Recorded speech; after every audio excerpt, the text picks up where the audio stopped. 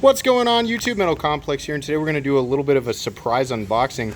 My buddy Lon brought this to the gym, and he had told me that he was going to be ordering this, and he was like, do you want to, kind of unbox it when it comes in? And I said, yes, absolutely. So I'm going to go ahead and let him do that since he's got 2 free hands here. Go ahead and pull her out, man. Yeah, and first let me say that the reason I bought this was because of your interest in my original Kalashnikov. Oh, the Kalashnikov. Yeah, the original one. Okay, cool. You're actually the inspiration in some regard. Oh my gosh, it's so red. Holy cow.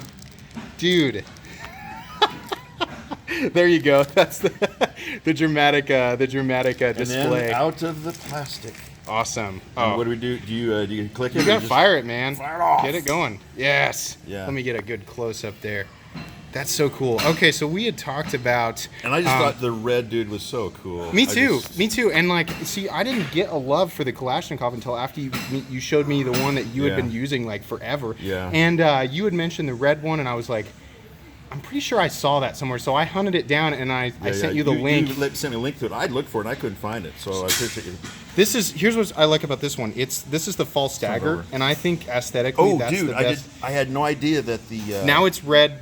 And clip, not only does it look like bacon in shape, but now it's the actual color of bacon. It is a piece of bacon. Kind of rare, but...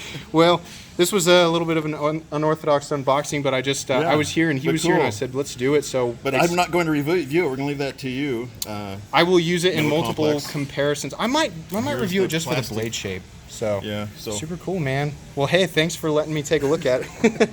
All right, guys, I'm not going to do my usual sign-off. I'm going to get back to it, but thanks again for watching, and have a great day.